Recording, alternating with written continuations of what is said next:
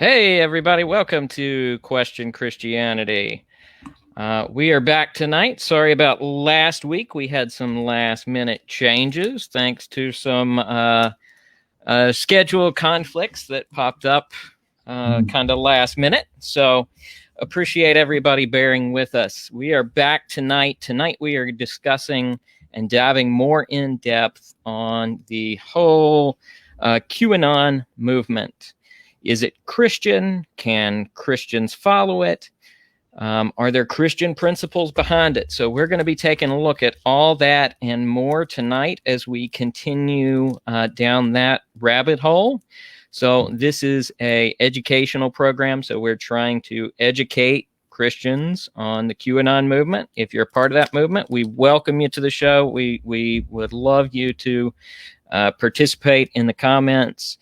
Or comment in any way. You may agree with some of what we have to say. You may disagree with some of the rest of it. This is not an attempt to endorse QAnon in any way. We're just trying to educate and have a reasonable discussion on it from a Christian worldview lens. So that's kind of where we left off last time. We looked at some of the basics and kind of how theories like this work and how QAnon really doesn't fit in under any kind of one label. It's a very interesting movement from that perspective. One of the other angles somebody else recently brought up to me, I kind of mentioned this last time, but is the angle of an augmented reality game. So you remember seeing some of this kind of start out back with the TV show Lost back years ago, and how they incorporated commercials and websites and everything into their kind of whole encompassing narrative of the show. And QAnon does a lot of that in the same kind of way, in that it encompasses a wide variety of things and pulls pieces from here and from there to try and make a neat little picture of how everything fits together. But we're gonna dive into that more. So you weren't with us last week, Kevin. I don't know if you had a chance to catch up on what happened last week. Yeah. Or last time around. I guess it was 3 weeks ago at this point. Right. Well, I'm looking forward to continuing. Yeah. All right. Well, let me go ahead and share my screen here. Okay, there we go. Maybe it'll let me share it. Let's see.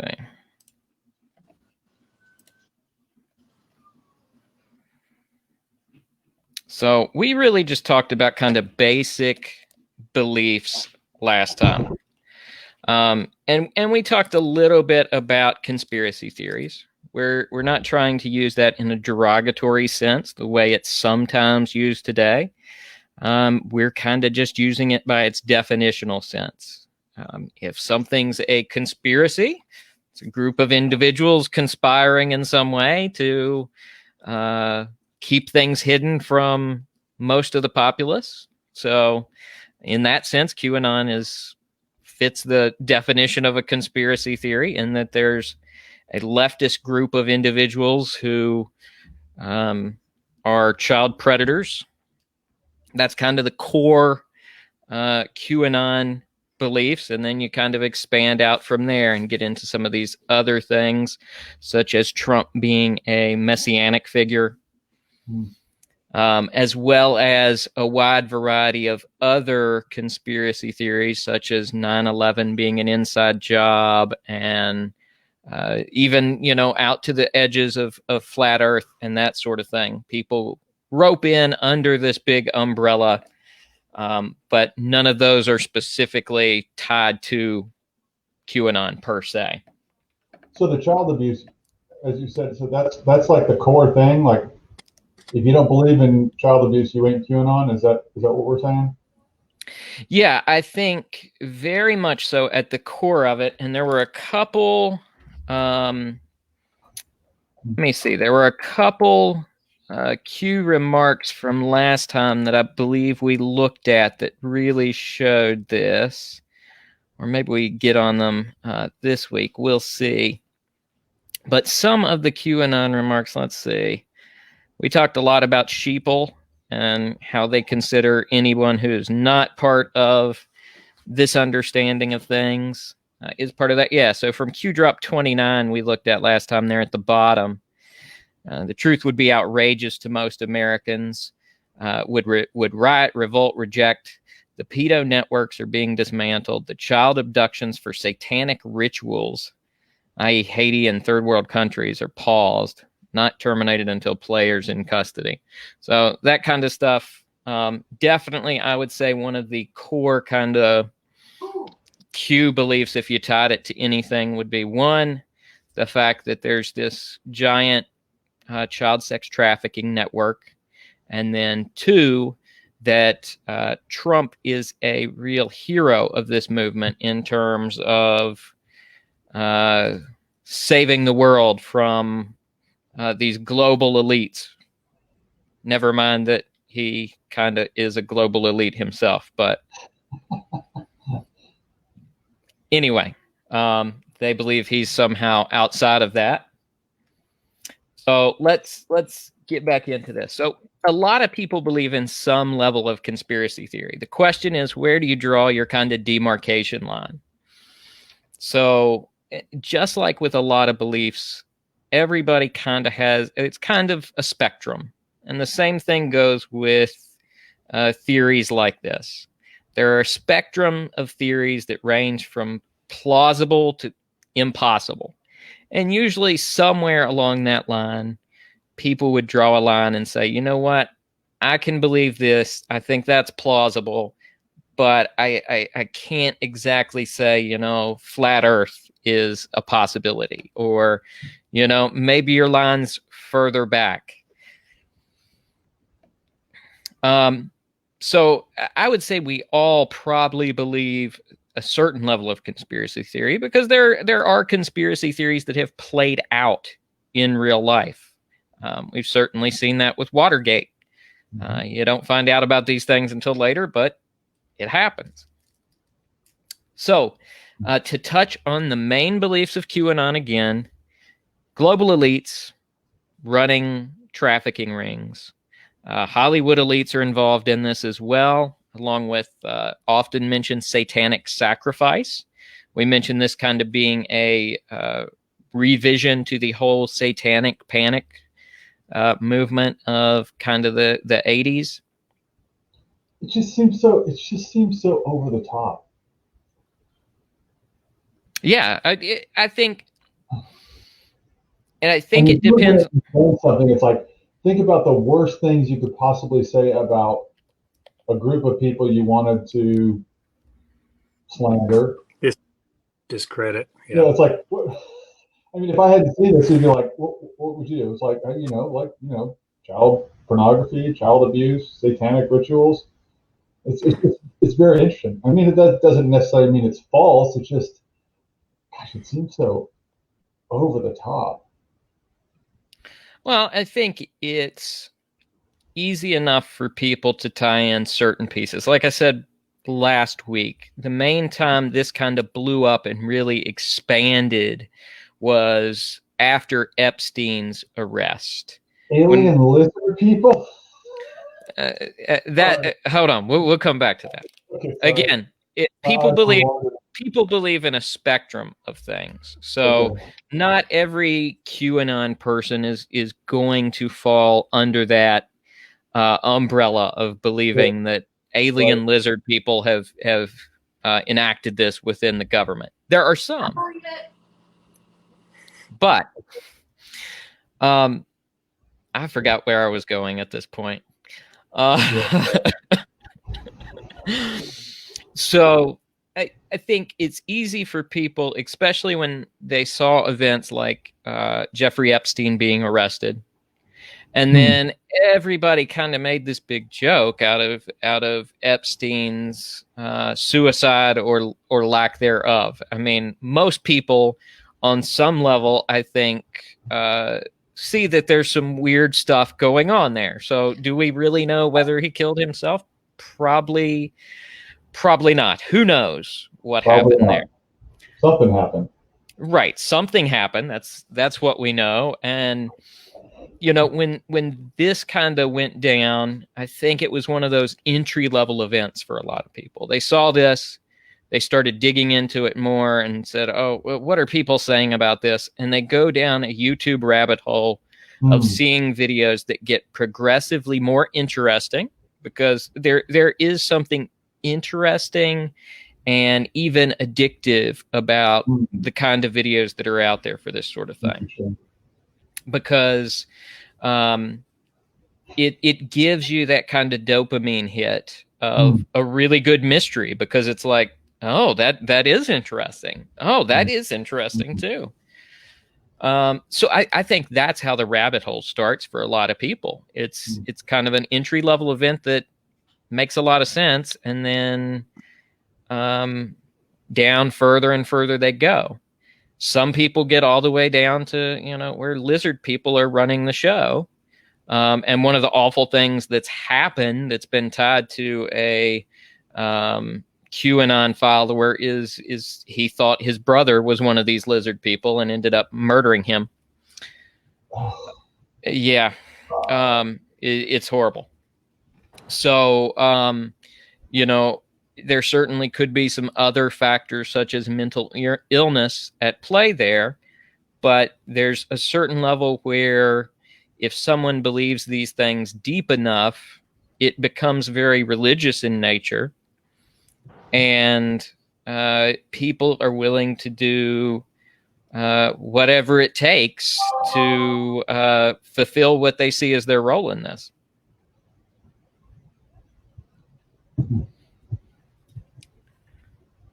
Okay, so I think we've touched on a. What was that? I just said it seems like a petri dish for mental health disorders.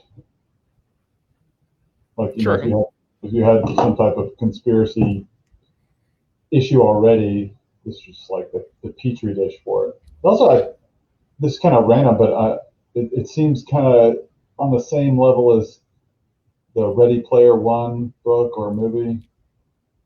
Where Right. there's all these clues, and you're kind of putting stuff together, and it was a fun book, because you got all these clues, you're putting clues together, and it sounds like that's what you're talking about with the dopamine hit.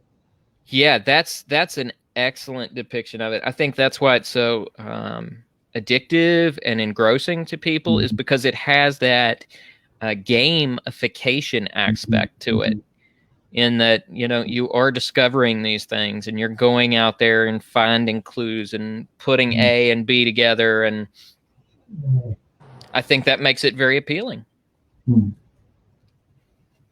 question is it true? Along with the discovery aspect, there's the sense that now you have insider knowledge. You have knowledge that your peers don't.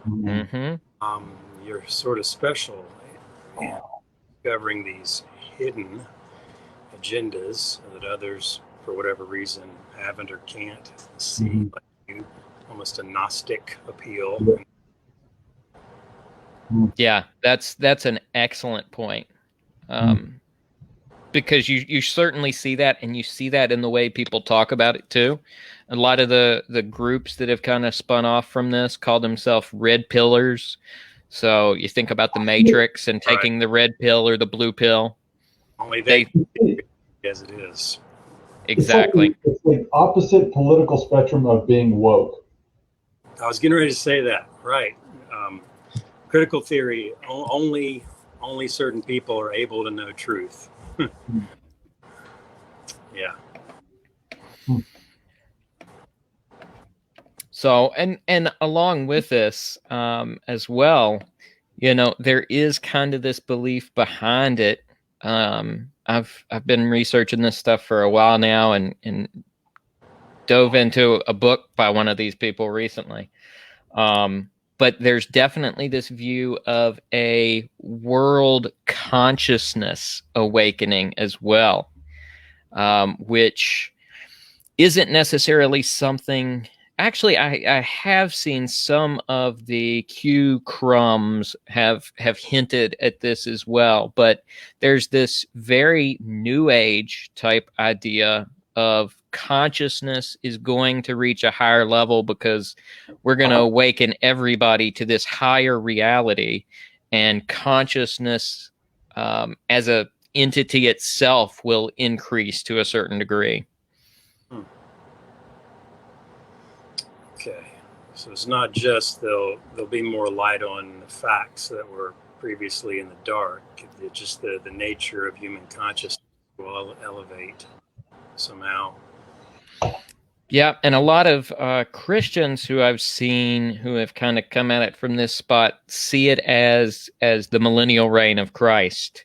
They tie in that kind of eschatology into this and say, oh, this consciousness awakening where Earth is going to be better is this is the millennial reign of Christ, or the millennial reign of Trump, depending on how you look at it. Okay. So let's see if we can find some points of agreement here. Fair enough. Child abuse is evil. Yep, I concur. All in favor, say aye. Aye. Aye. We should seek truth. Yeah, man. That's what we're doing here. All right. I think that's about where it ends. Okay. I'm trying to be fair in an assessment here, though.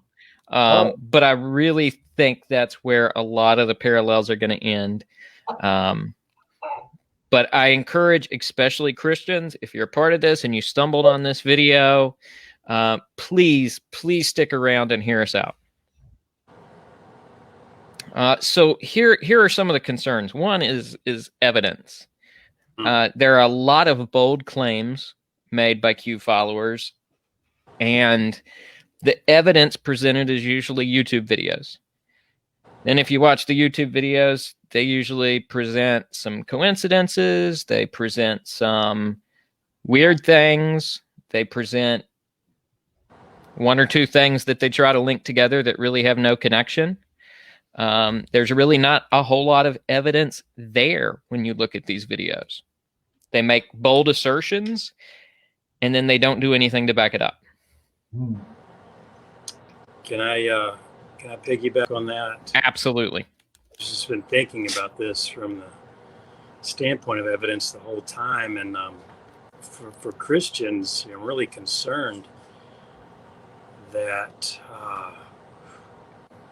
the idea of consistency. In other words, the sort of evidence that some Christians are accepting in favor of QAnon, would they accept that same quality or lack thereof of evidence for other worldviews? In other words, there's all sorts of anti-Christian YouTubes that are really poorly done, some better or worse than others, who offer supposed evidence against the Bible or whatnot.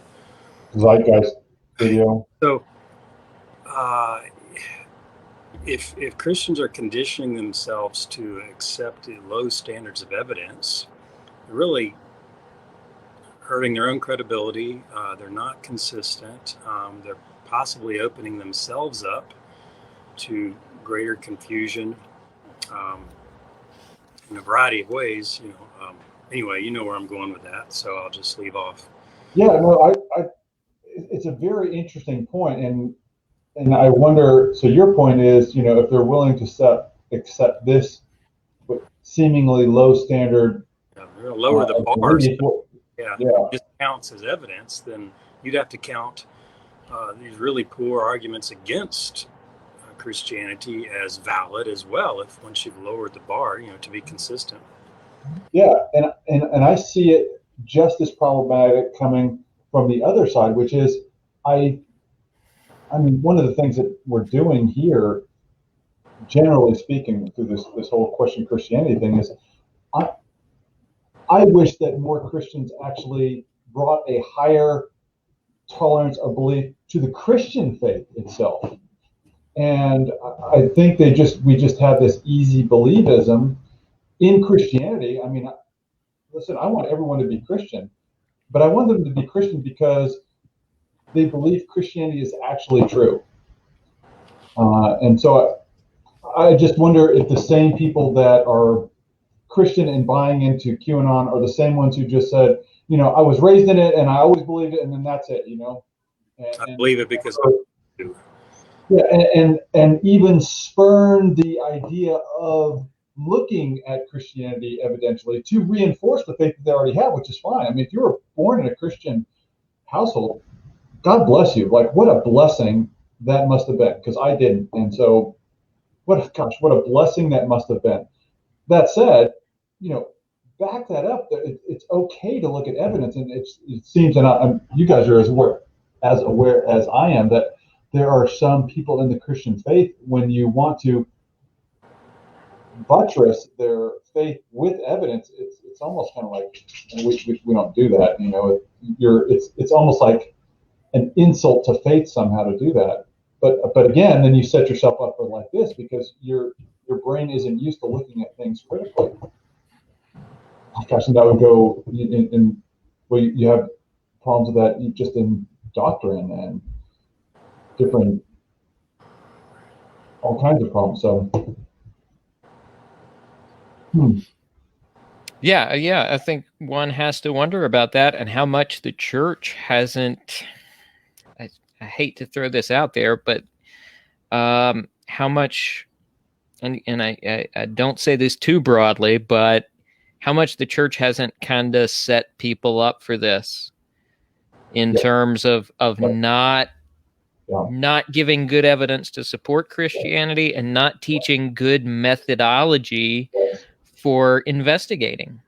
Gosh, it's so true. Yeah. And so we set ourselves, our brothers and sisters in Christ, we set them up for failure when we do this. And especially we do this to our children, and we don't prepare them for the arguments that they are going to hear when they go to university or just out into the world, including this. Yeah, and I'd say it's not even just developing counter arguments. I think I heard a lot of that in the churches I grew up in. Was, here's a counter argument for this. Here's a presuppositional way of refuting this claim. But what saved my faith at the point where I was on real shaky waters and ready to give it up is my dad always installed an attitude in me of, well, what does the evidence say? And does it actually contradict Christianity in some way? And if not, then maybe this is reconcilable somehow. But it was that kind of attitude of being willing to investigate this, of being willing to investigate the claims of evolution, of different ages of the earth, those sort of things that helped me to begin a research journey on some of this stuff when I was in doubt of a lot of the things I believed. And a lot of the beliefs I had changed drastically at the end of that journey. Or, well, I'm still on it, so they're probably going to change a bunch more. But I think that even in conversation with other Christians, sometimes, churches, you're at church, let's say, if the person you're having a conversation with holds basically the same views that you do in general, let's just say, conservative for an example. And if you like the conclusions, a lot of times if someone you're talking to gives you a really poor argument for that, you won't call them on it because you already agree on a conclusion. You would get there a different way, maybe. Their particular reason is good for it, but you just let it slide, or don't, just kind of nod along in agreement. Yeah, you don't want to create division. Except for Charles, because he questions everything I say, which is pretty cool. What? It's like, well, why do you? Well, That's not true. No, I'm saying in a good way.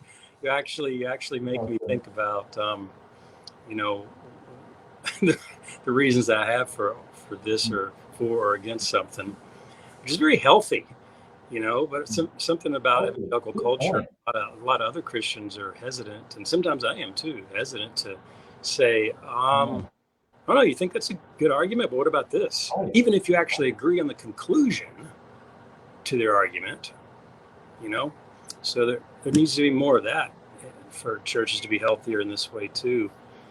And I think that when people are talking about QAnon stuff, if you agree with some parts of it, like if you're conservative and you think that maybe Trump has accomplished certain things, they're good, then you might be hesitant to call someone in conversation on the other aspects. I don't know if that made sense or not. Yeah, total sense. Matter of fact, I think one of the things that our society, especially, well, I'll say in the society at large, especially in the United States, but even in the West, is this fragile movement. People are becoming more and more fragile in just about every aspect of their life. And we were built for a load. And I think one of the things that we do when we question each other, whether it's in the church, if we're just having a discussion, you're not going to break someone. Actually, what you'll do is you'll make them stronger.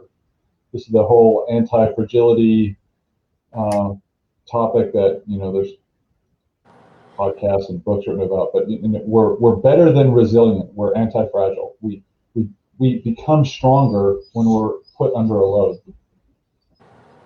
So when you question someone, if they're talking, and I mean you do it with love and respect, but you can still question them with love and respect. So what?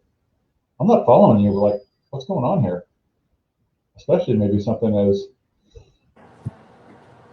tenuous as QAnon or just false doctrines of any kind. Make them stronger. Make me stronger. Yep. Absolutely. Yeah, and I think we're going to give people some more things to use to build some of this conversation, because there are some more problems beyond just the lack of evidence for the claims. There's also false claims. We're going to look at some of those. Okay.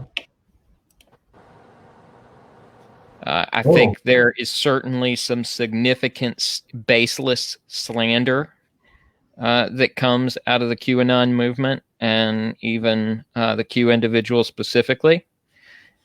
For example, one of the people they've recently attacked a lot, and if the claims were true, that's one thing, but there's not really evidence that anybody's presented to back this up aside from just pure speculation. Is that Tom Hanks, being a pedophile, has moved to Greece for that reason, because their laws have changed in such a way to be more lax on pedophiles. So the claim is that, well, he's moved there because of that, so he can be more open there. It's a slanderous claim if there's no evidence to back it up. This is somebody who hasn't been charged with a crime. I have no idea whether he is or is not, but I don't have any good evidence to support that he is. So to me, that appears to be a slanderous claim. Innocent until proven guilty. 2 witnesses. Right. And that's a problem with a lot of the claims they make about people.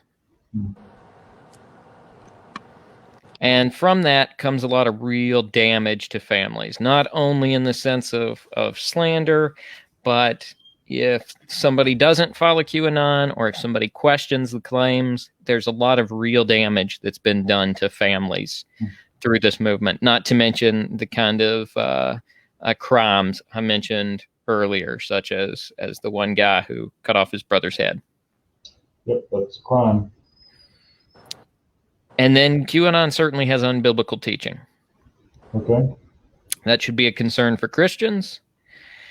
And I think probably one of the most damaging things here is to have baseless claims. It really takes away from the real cases of child abuse and the real victims of those crimes. Right, because once it becomes obvious that these are, cry wolf type things, then it just makes it harder for real victims to be heard properly, right? Mm-hmm. Certainly, we have a sex trafficking problem in the U.S. and the world. That I think everyone understands that is an absolute reality. But if you're going off on false tangents, you're making the problem worse. Much more productive to work with or support directly real efforts, such as the one Straight Street does, Street right here. If you really are that worried about it, why would we be more worried about a celebrity or may not do than what we know is happening locally and what we could help? Right. Excellent point. Gosh, that's a great point. Like if there's any doubt, like go where there's very little doubt that what you're doing is true and objective. That's a great point. Absolutely. I mean, no shortage of those opportunities. Great. WB agrees. Yeah. And then, of course, we've already touched on some of the real violence that comes out of this. The FBI has also labeled QAnon in general a domestic terrorist threat. There was a guy who went to a refugee camp. He believed they were harboring children there. He went and dumped out all the water at the camp. There was somebody, I believe, near the Hoover Dam who blocked a bunch of roads because he thought trafficking was going on. There's, of course, the guy I mentioned earlier. And that's just the most notable kind of violence and crimes that have come out of this that make the mainstream. There was also the guy who showed up at the pizza place in D.C. Thinking that they were running a ring in their basement and had an assault rifle. Luckily, nobody got hurt. He showed up to free the children, and they didn't have a basement. Or was the basement hidden? Right. Don't go down that road. Can't prove a negative, right? Yeah. Right. All right. So let's, we've made some claims here, but I want to give us a chance to really back some of this up. But let's talk for a minute about some of these problems in a little greater detail. We've kind of already touched on this about the issues with evidence. Q also uses current events to its advantage and plays on people's fears. I have a problem with the way it villainizes people. Everybody it talks about, certainly some of them may not be good people. They may do some terrible things, but it doesn't make them quite the villain and evil they put them out to be. It's no longer enough for someone to just be wrong. Mm-hmm. You have to demonize the opponent. Yep. And I see a lot of that, particularly from Q followers who, the moment you create a video like this or say something out against it, you're the enemy. You're controlled by Satan. That's unfortunate. Of course, we talked about the rumors of satanic cults. Again, I have no doubt some of that is probably out there, but it is not to the extent, and probably not even in anywhere close to the places that they're pointing to for this being. Rips the Bible out of context. It's not so. No one does that. You had to know that one was coming, right?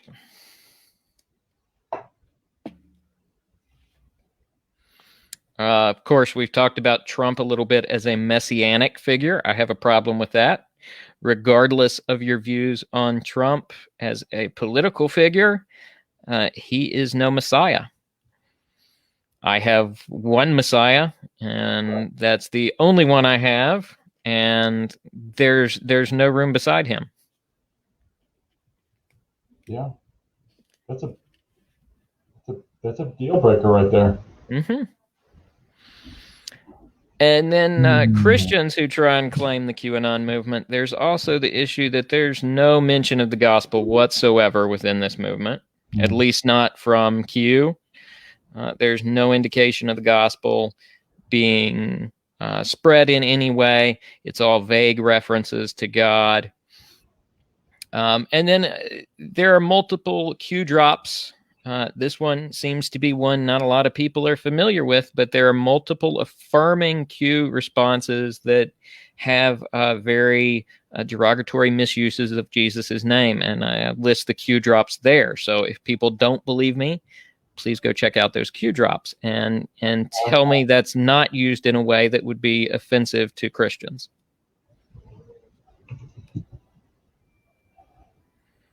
And then, of course, we've already talked a little bit about the New Age, awakening, self-salvation, and kind of hidden knowledge concepts here that go down the road of Gnosticism. I don't know why I did that, but there you go. Highlight them again for everybody. Mm-hmm. So let's look at some Q drops versus the Bible.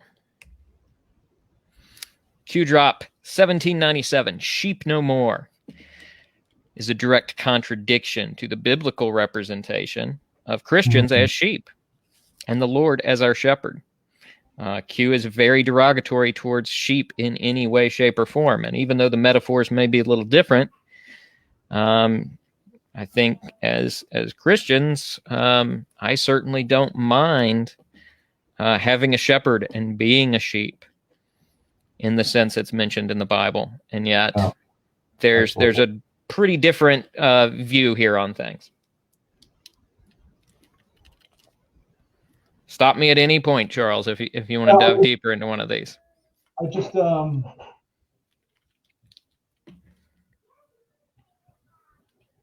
I think there's an important biblical theological concept here that is well, at least it needs to be fleshed out a little bit.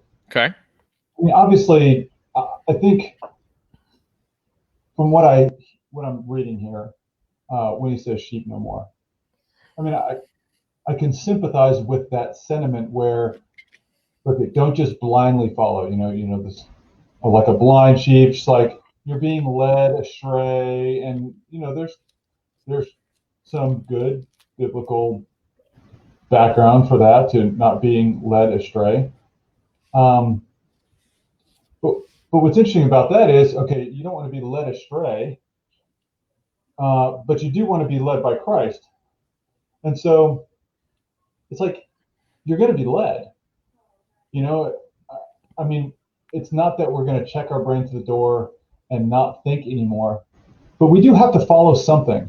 And so I think there's something very honoring to say to God, to Christ, you're my shepherd. You've given me more than enough reason to put my faith in you as my shepherd. I'm not going to understand everything. I'm not checking my brain at the door when, therefore, I follow Christ in faith. I love the idea of being a sheep for Christ. I might have said that before. I really like that idea. I mean, I actually find a lot of comfort in that.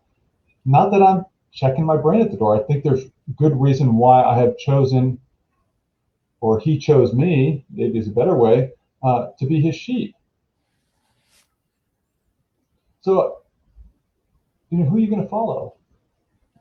You're probably going to follow someone. If you really think you're not following, like, okay, you're following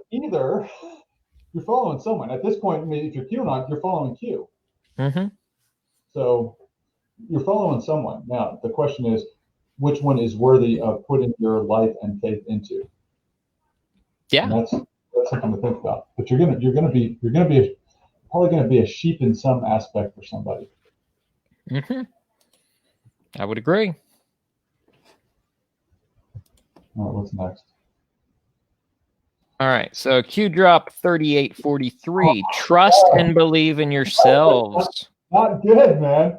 Proverbs 3 verses 5 says, trust in the Lord with all your heart and do not lean on your own understanding, among other verses. Yeah, 14:12 and 16:25.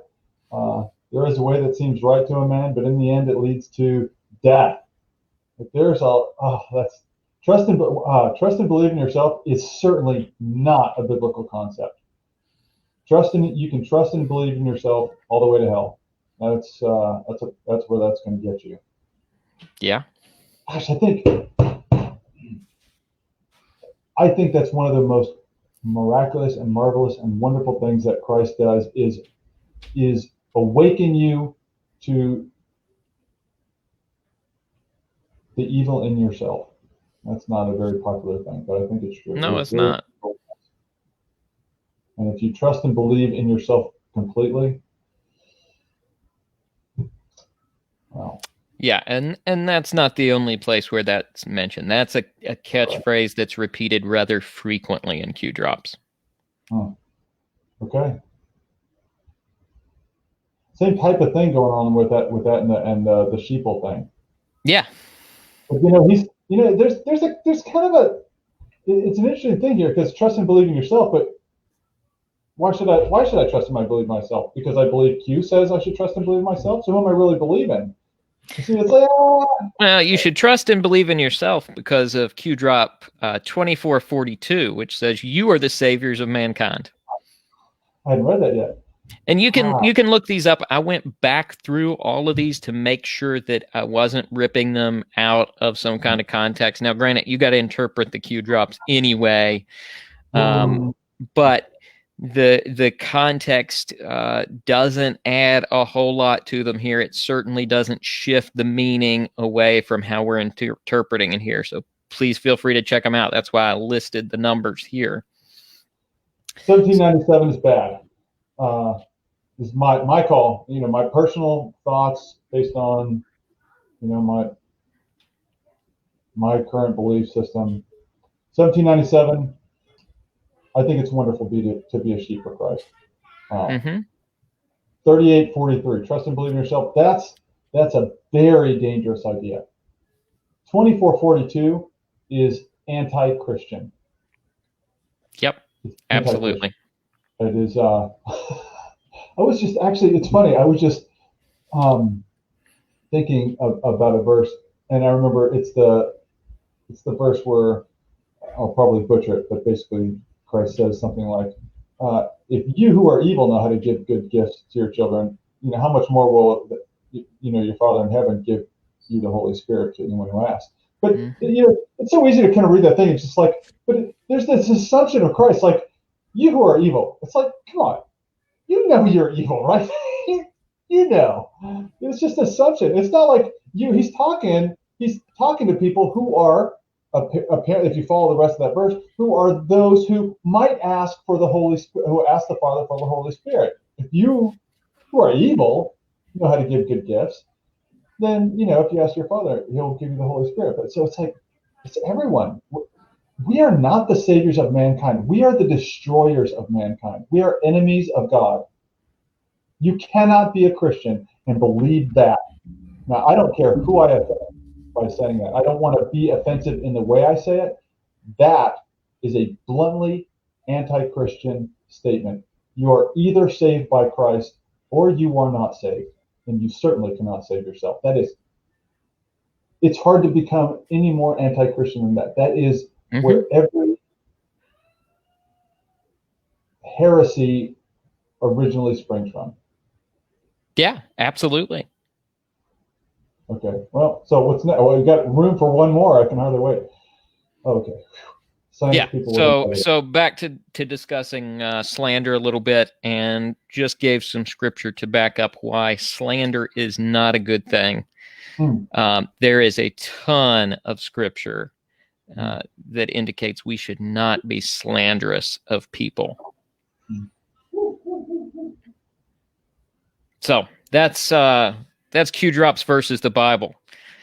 Now let's talk about some prophecy, because QAnon is not without prophecy. Okay. So from Q drop 34 in November 1st, 2017. How long has this stuff been around? It's been around since, I believe it was early, September 2017 was when it started. So this was pretty early on. Um, very early on in the whole QAnon movement. Nothing to get people stirred up by a nice, good prophecy, man. Yeah. Remember that Aztec thing that was supposed to come about? And like I had a neighbor just freaking out about that. Yep. Prophecy has a way of doing that to people. Yeah. Well, because we're fearful. We are fearful. On POTUS's order, President of the United States, for maybe those who don't know, we have initiated certain fail-safes that shall safeguard the public from primary fallout, which is slated to occur 11.3. I'm assuming November 3rd. Yep. So this is 2 days later? I mean, according to the prophecy? Yep. Okay. Exactly. Upon the arrest announcement of Mr. Podesta, actionable on November 4th, I would assume, confirmation to the public of what is occurring will then be revealed and will not be openly accepted. Public riots are being organized in serious numbers in an effort to prevent the arrest and capture of more senior public officials. And with this, some of the interpretation that went into this and some of the additional discussion here that I've removed for just time's sake, this was in relation to 25,000 indictments of high-level officials that were supposedly involved in satanic rituals. So there were 25,000 indictments that were supposed to be revealed in November, the November surprise that this was supposed to take place. How many of the 25,000 actually occurred? I think Epstein's close to the only real one they've had so far. And that was 2 years later. One. So not a good percentage. So no such indictments were unsealed. None of this countrywide chaos that was mentioned. They also mentioned temporary martial law would be enacted on the country. And this was all supposed to occur within a few days. You know, it would be impressive if he had predicted COVID. Yeah, that would have lended some credibility, maybe. So let's take a look at another. This one's pretty recent. Roger. Q drop 4657. This was back 2 months ago at this point. September, August-ish? Yeah, I think it was September-ish. So what he said is that the Biden camp will find an excuse or reason to terminate. This was in reference to the debates, specifically the first debate. Biden camp will be provided questions ahead of time and will be provided the questions ahead of time and assistance in the form of a special communication device. Okay. That's interesting. I saw a meme that showed like a wire or something to his ear, and that was people trying to chase down this. I mean, that would actually be true. Could be. If that was true, I certainly wouldn't then give full credence to QAnon. I mean, that just seems like something any candidate might be tempted to do. Okay. One is incomparable with two. Oh, sorry, incompatible. You can't terminate a debate and then be provided questions and show up with a communication device. That didn't happen. And it was a proven fact that he did not terminate this debate. The second debate. Yep. Yeah, touche. So, despite these failed prophecies, followers continue to reinterpret these posts and their meaning to indicate that, despite the fact that it had dates on them, such as 11/3 and references directly to the debate, they have to try and reinterpret these things or say something changed because of the fact that this was even given. Before we wrap up with this, we need to talk about some of the real hurt caused by this. Okay. There's now a whole community that's sprung up on Reddit as support for people who have either lost family or are dealing with disputes within their family that have left deep-seated scars because of the QAnon movement. So when you said that they have been hurt or lost friends or family over the QAnon, is that QAnon members have like kind of disowned? Yeah. I would say that, probably 75% of the hurt is emotional. In the family sense, there's certainly these real incidents of violence, and I think there's some growing concern over that. But a lot of the damage that I'm talking about here is very emotional, in the sense that, you're shunning loved ones over the fact that they're not taking the red pill.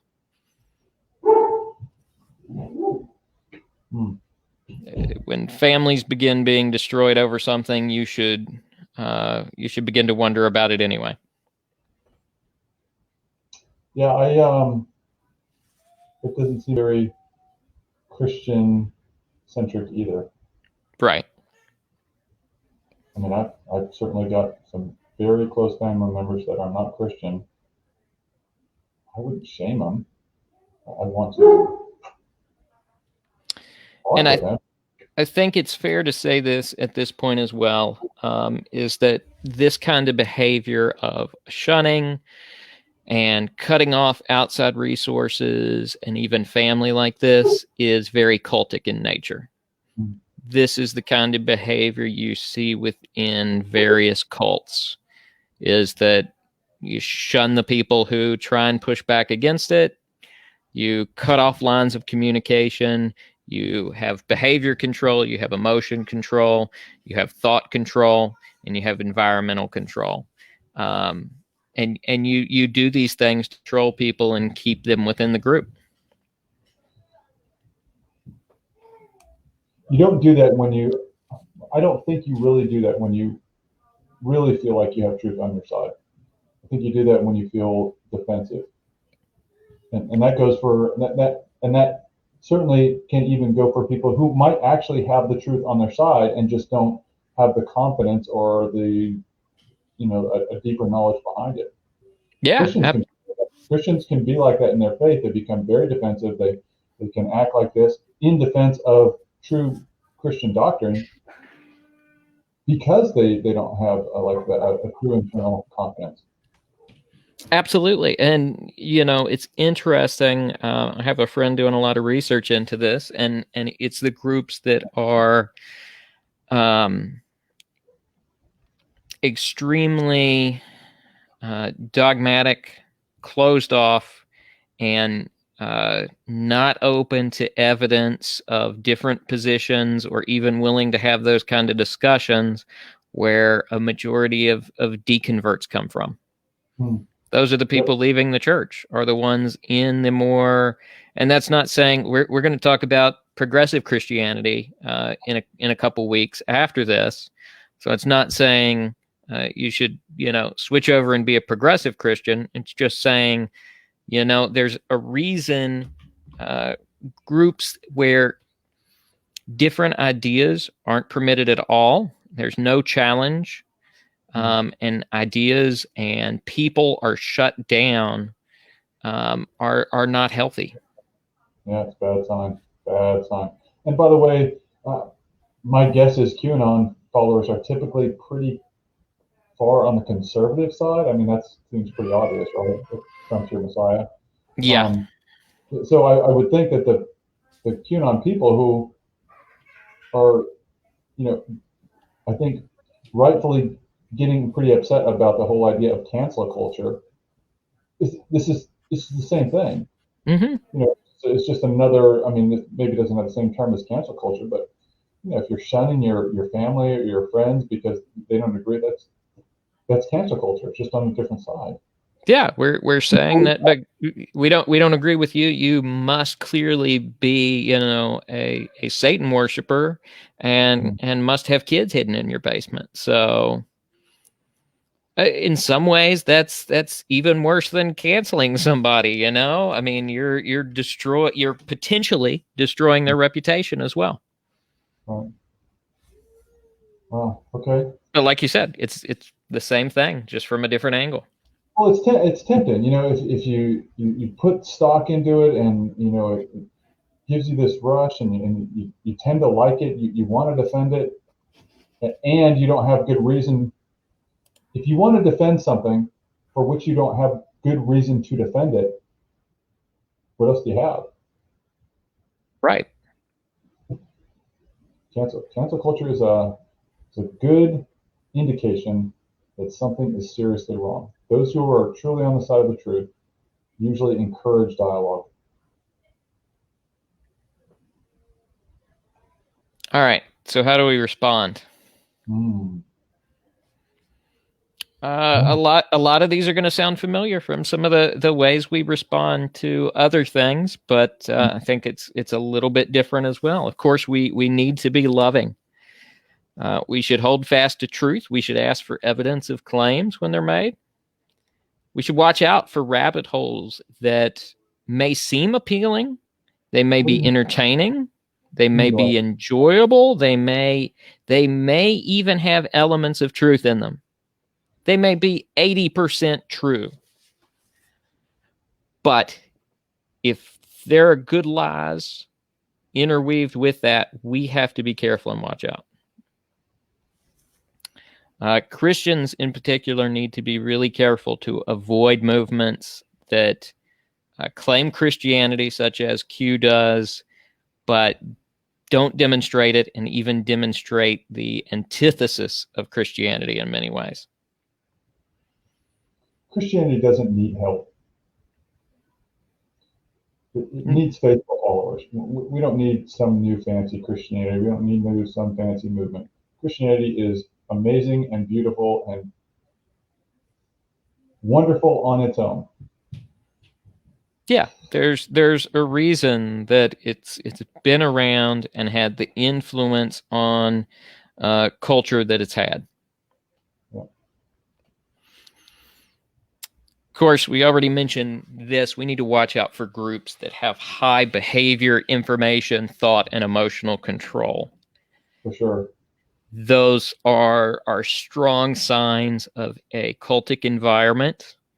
And so if you're in a group where it's a lot of behavior, information, and thought and emotional control going on, then certainly investigate the claims and be careful. Doesn't mean that every group that utilizes some of those to a certain extent is going to be bad, but those are the red flags for me when it comes to even things such as groups within churches and churches. I've been in churches where there's a lot of that going on, and while I wouldn't classify them as cults, they certainly are leaning in that cultic kind of direction. Know the scriptures. As we've seen, there are some remarks that were very obvious by Q, things that are repeated over and over again, and yet Christians have seemed to ignore this. A study, I think, by Barna Group or Pew Research showed that only 40% of Christians read their Bible monthly. Monthly, 40%, and these are people who consider themselves faithful Christians. 40% monthly. So, yeah, the biblical illiteracy within the church is why movements like this, I think, target it and have such a ripe field to work with, is because people don't know the scriptures well enough to even say, you know what, something about that sounds off. Yeah. Yep. Even if you quote scripture off the top of your head, if you're just familiar with it, if you're in it, gosh, I mean, ideally it would be daily, but maybe just a couple times a week, just a little bit.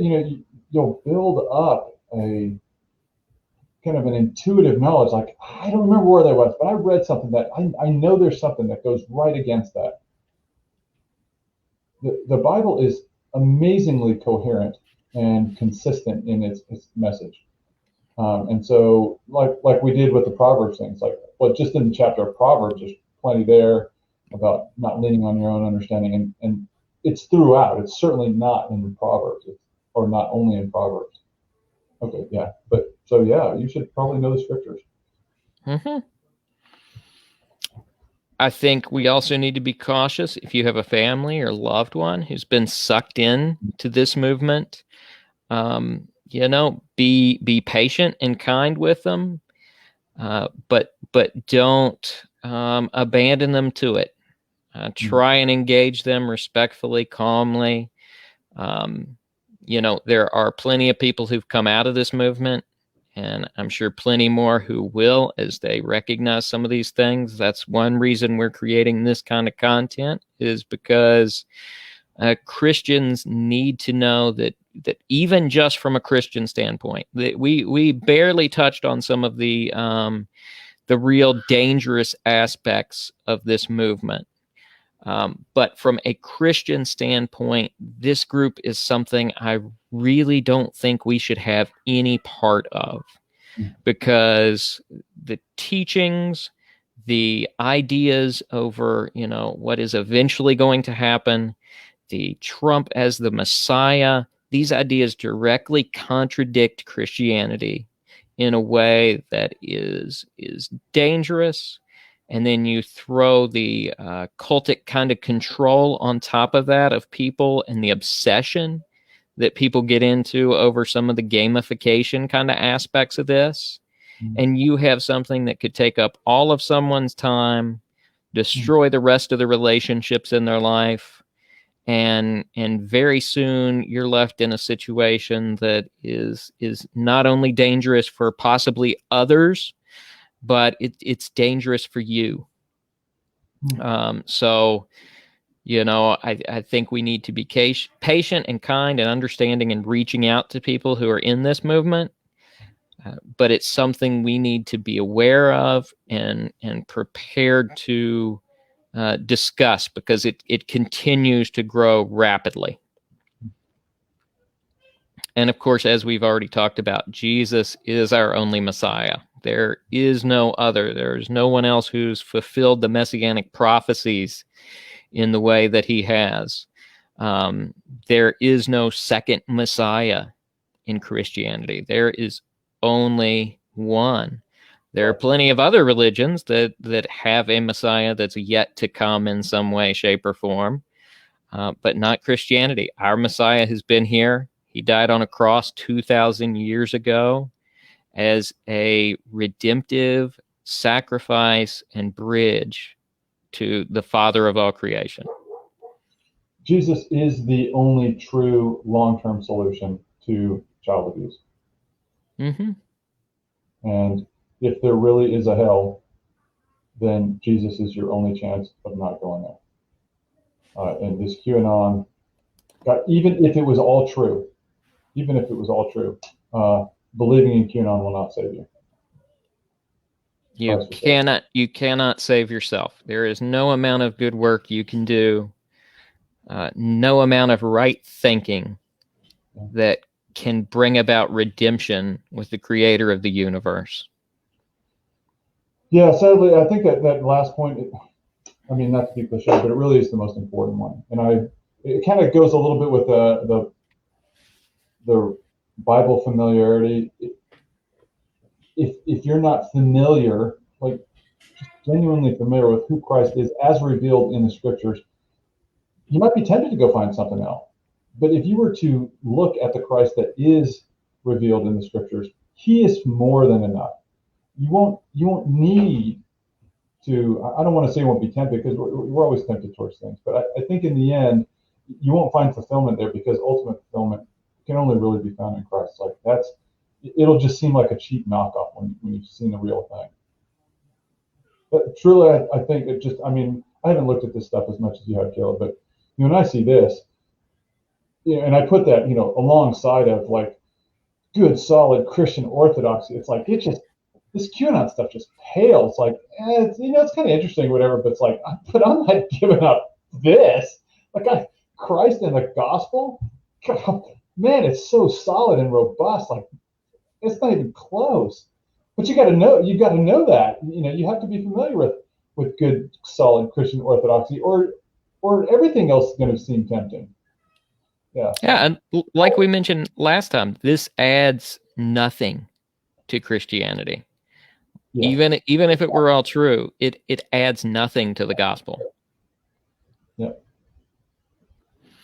Any final thoughts or comments or questions before we leave this topic and move on to our next episode here in a couple weeks? Not for me. I mean, it was very interesting for me, and I appreciate you walking me and probably whoever else is viewing this. I do appreciate the being exposed to it. It's interesting. I mean, I'm sure we could spend much more time, but I feel like it was good introduction, very interesting. But again, I'm ready to move on. I mean, it was good enough for me. I'm ready to move on to some other things.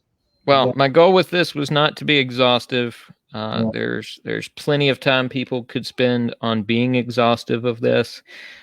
My purpose kind of behind preparing this was exactly as I've kind of stated. From a Christian perspective, is Q something that people can follow and be a part of while still being a Christian? And does it contradict Christianity in any ways? I think I've presented compelling evidence that this is not compatible with Christianity, and at the very least, it contradicts it in major ways that you're going to have to decide one or the other. And I hope you will see, the value and truth and evidence for Christianity that far blows any evidence presented by Q on anything out of the water. This is not speculation. Go check out one of the episodes where we've talked about evidence for the Bible or evidence for miracles or evidence for Jesus's existence. We have real evidence for our beliefs. Yeah. Yep. Solid. Willing to debate and talk about those things. We don't want to cancel anyone. Yeah. Let's have a discussion. If you have something you want to share with us, if you have evidence that you're willing to talk about this, please put it in the comments. You're welcome to private message me. I'm sure Charles would be up for that as well. And let us know. Let's have a discussion about this. If we've got something wrong here, you think we've got something wrong, please let's talk about it. I have no problem recanting of what I've said if I'm proven wrong at any point. So I try and do that on my own anyway. So if you come and prove me wrong with something, I'm willing to listen to it.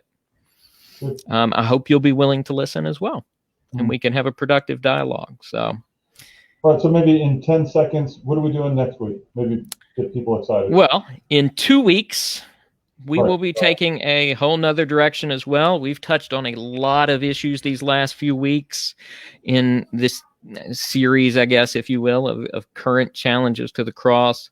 And we're going to be taking a look at what is best known as progressive Christianity. So this is the movement within Christianity of people who follow the lines of Rob Bell. I'm trying to think of some other big names. Nadia Weber. Any other names you can think of out there, Charles, of proponents of this view? It's becoming rather widespread in terms of how many people are kind of following it and taking this approach. And it's really a very revisionist kind of take on Christianity. So it takes a lot of things, it revises it, kind of infuses Christianity with some New Age type beliefs. So next time, that's what we're going to be looking at, progressive Christianity. We're going to take a look at it. Is it compatible with traditional Christianity? That will be a very good question. Again. Yeah, should be a good discussion. So everybody, thanks for watching. Appreciate you, especially if you've made it all the way to the end of this and put up with us this long. Please, if this kind of content has been helpful to you in any way, drop us a line, let us know, share it, go on our YouTube channel under question Christianity. It's the best way to find us on YouTube. Be sure to put those question marks around it. That'll help you locate it. like it, get notifications of when we're having a new conversation. We usually do these live on Facebook, and they're up on YouTube within a couple of days. So whatever format you like watching your videos in, check us out there and help us to grow this and kind of get this content out to other people. We want it to be something that's helpful and beneficial to the body of Christians out there. And yeah, that's my spiel. Yeah, I like it. Thank you, Kevin. All right, everybody, have a good night. Yeah.